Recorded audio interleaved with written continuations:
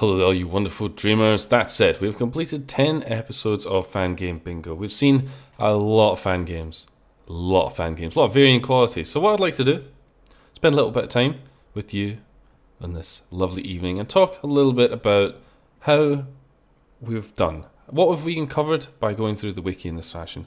What games have we seen that were good? What games have we seen that perhaps have a bit of potential in them? And what games have shown really how well placed a lot of the tropes that I identified were.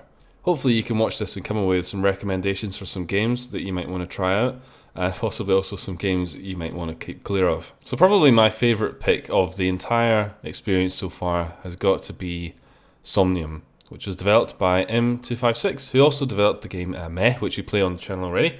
And yeah, this game I just think is very strong. In terms of what I think a fan game should really be reflecting, this ticks all the boxes. Probably the most appealing thing to me, and I think a lot of games that we're going to talk about manage to kind of fail at this, is delivering an interesting experience reasonably quickly and reasonably steadily. You don't feel like you get bogged down in the dreams. The whole way the mechanics of Somnium work, it encourages this quick sort of gratifying dream experience where you're just bouncing through the environments, you're seeing things, it's just constantly delivering interesting things to you, which is brilliant. It's a thing a lot of fan games really struggle with. The idea behind Somnium is that you play as Thomas, who is the neighbour of the character in Me, funnily enough, or Meh, I should say. And yeah, you go through the dream worlds, you don't really get effects in the same way as you get these little memories, but from what I've seen, I think this game is definitely worth checking out. If you're a fan of fan games, if you're a fan of fan games, then this probably is the pick of the lot. I think there's a lot good in this game. It's definitely a winner. I'd say it's probably better than Meh, to be honest. It's really good, really nice one to have uncovered. The designs of the environments are really nice. The music is pleasant, not offensive in any way. It doesn't have any kind of overbearing themes that kind of make you cringe. Everything's presented really nicely. So yeah, would highly recommend. One thing to also mention is that this game is essentially complete. There's no more updates for it. It was finished a long time ago. So if you're looking for a complete experience, this is a good one to start with. The next game I think is worth checking out if you're interested in these sort of things is Yume Graffiti. Now this is one that has had a reasonable amount of following, so it may be one that you already know about. In case you don't, Dream Graffiti, produced by Odun, I guess is how that's pronounced, which is the story of Yumika living in a treehouse. There's something about the vibe of this one which I think is really endearing. It's sort of set in a more natural environment, and everything has this sort of tribal feel to it. It's difficult to kind of describe. It gives everything this somewhat unique feel. Well, it's certainly a more traditional fan game in comparison, certainly, to Somnium. It does a very good job of it, which I think is what a fan game really needs to do. If you're going to use the kind of established formula, you need to do something that's really interesting and special. And I think this does go quite far in that direction. All of the music in the game is quite pleasant, and there certainly seems to be plenty to explore. It's quite a big game, so it's certainly something I'd recommend checking out if you're looking for a little bit more of that Yume Nikki experience, and perhaps Yume Nikki hasn't really ticked the boxes for you. Probably worth mentioning as well that this appears to be in active development, which means there should be updates and things to look forward to if this is a game that you decide that you want to follow in the long term.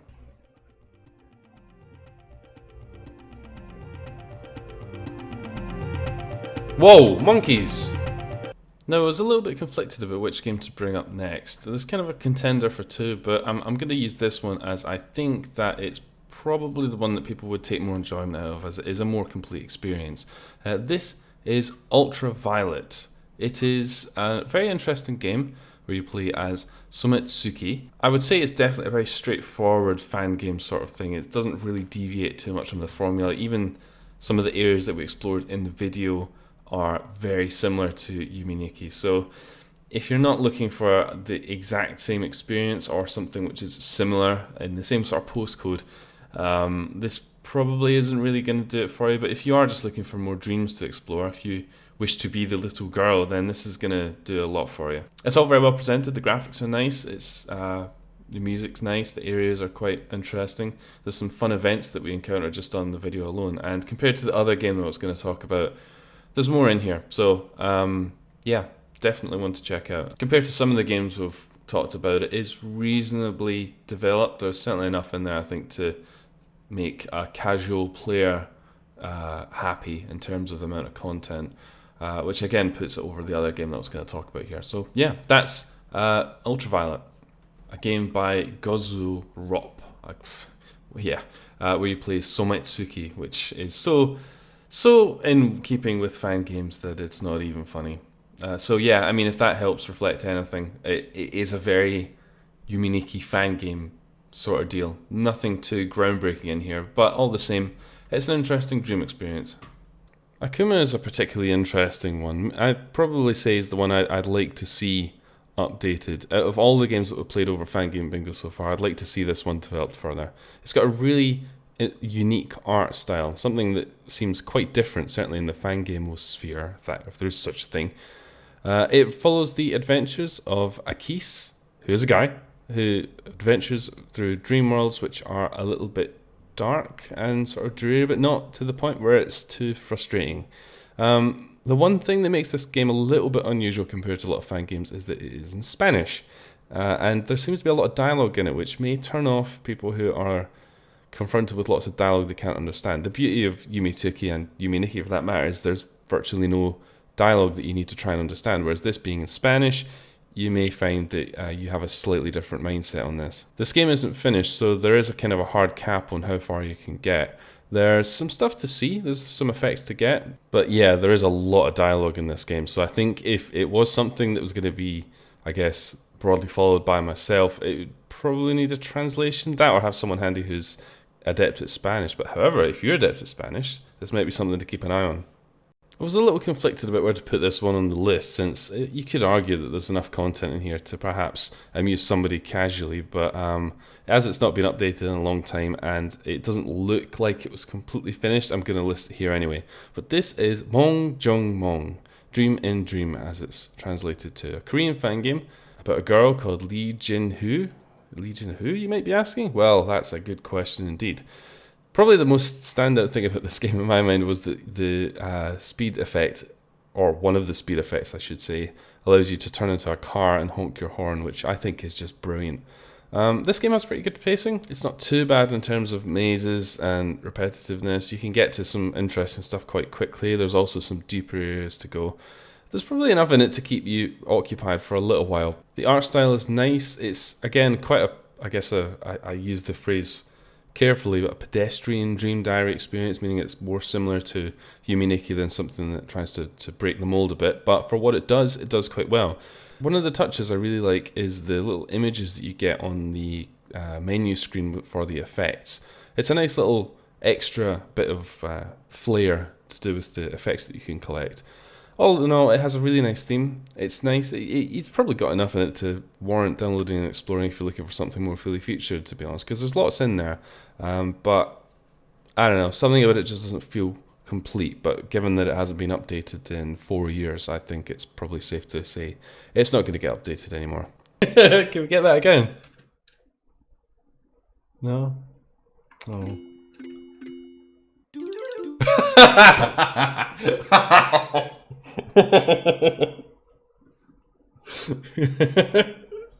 Now this is quite an interesting one. If by Boken, starring Shimitsuki, is again another sort of reasonably pedestrian Yume Nikki fan game, but I think it has a lot of little touches that made me sort of positively disposed towards it. It's interesting because everything's got quite a bright, vibrant colour scheme. Everything seems quite nice. I think one thing that it does quite well is manage to keep a sort of cohesive dream world experience going. Everything feels like it sort of fits. Everything feels like it doesn't. It's not like completely jarring art styles or anything like that. It feels very coherent, which is really good to see in a fan game. Some of the artwork is quite simple, but I mean, it's okay. The environments are interesting enough to explore, and you get to stuff, I suppose, a decent amount of time. It's not a maze fest, which is always a good thing. There seems to be quite a fair amount of content in this game. Certainly I managed to fill out quite a large part of a video with it, but beyond that, it seems like it's got enough in it to keep you entertained, as well as it was updated as recently ago as a year, I think. So there's potential this is going to continue to develop, which is always a great thing for a fan game. It's not something that I would see myself sitting down to play regularly, or probably even on the channel, to be honest, but I think it has potential, and I think that's the important thing. I think it definitely has potential. Especially considering this game was first released in 2011. That's quite a considerable amount of development. So yeah, I'd earmark this one as something to either play around with or certainly to keep an eye on. One game that I nearly completely forgot about was Hana no Chiruramu, a game developed by someone called Tsuzura. Now this game came at the end of a stream where we actually had half decent games for most of it. It's a little bit odd. You start in a schoolroom as opposed to the normal sort of Dream Diary fare, and you explore around as a girl, and you get to be a sheep. That's pretty good. I have to say the art style in this one is also very nice. The art really makes the world feel quite nice and alive, and everything's very nicely presented. It kind of has an odd balance between, I guess, the Yume Nikki style and the flow style, which I really like. It's a bit of a shame that this game appears to have kind of stopped development because it seems quite interesting. It hasn't had any updates in probably about 3 years, but it's an interesting little diversion. It'd be nice to see this picked up again. As a result, there's not really a massive amount to see in it. I mean, even just from what I saw, I mean, I managed to get around a fair bit, so there's more to see in it than, say, Akuma, but it certainly still is apparent that it is incomplete. All the same, judging it entirely by its potential, I think it's a really solid entry. So I guess that moves us on to the ones which are pretty awful, and the first one we're going to talk about is Farewell, with the caveat that I'm almost convinced this isn't a Yume Nikki fan game, and that's the only reason that it's featuring so high up in this, because it proved to be quite frustrating. This game, where you play as some girl called Relic, involves lots of running around, and not a lot else, really. The description on the Yume Nikki Fangames wiki indicates that there's some other content that I didn't see. I spent quite a considerable amount of time playing this game, and I cannot really vouch for it at all. As a Yume Nikki Fangame experience, I think it's incredibly weak. I don't know if that's because it's unfinished, or if because I'm getting the wrong end of the stick. Perhaps I went the wrong way, perhaps I experienced the wrong things, or something the author didn't want to show me, but hey, I played the game, and at the end of it, it was practically killing me. There's just so much walking around with nothing happening.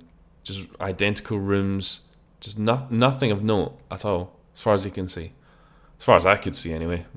Maybe you'll be blessed with a better experience. The next one up I'd like to talk about is a game called Dream, or Dream question mark, I guess, by Mitskura.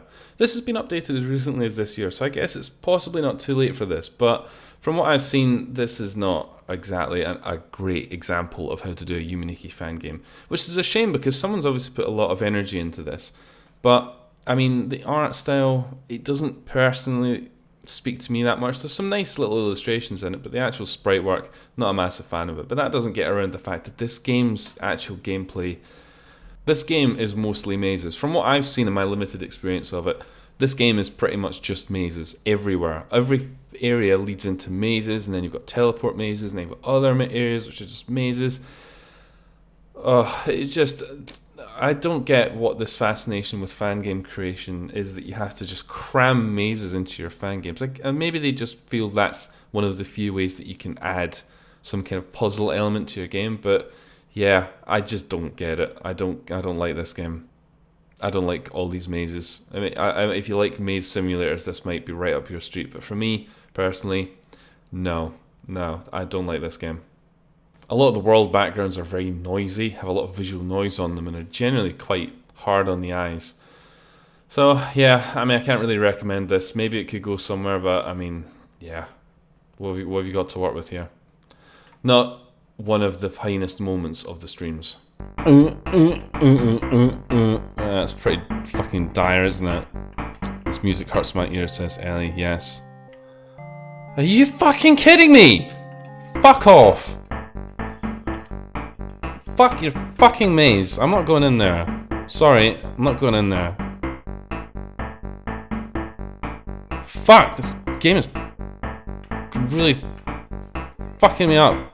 I mean that in more way than one to say. Just jump on that. Fucking.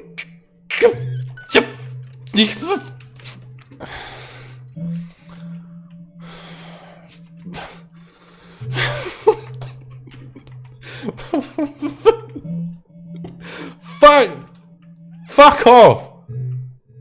Fuck off with this!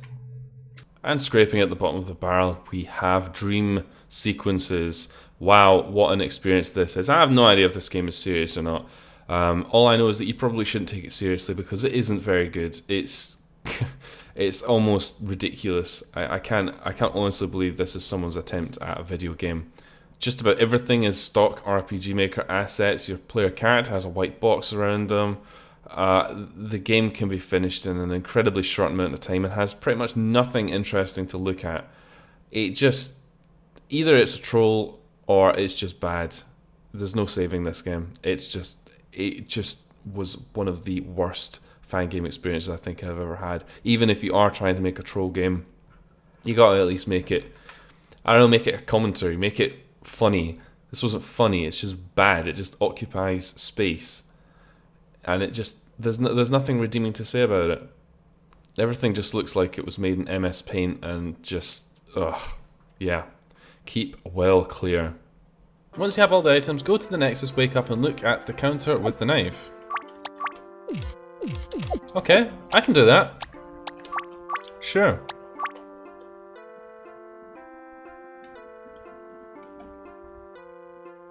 What is that?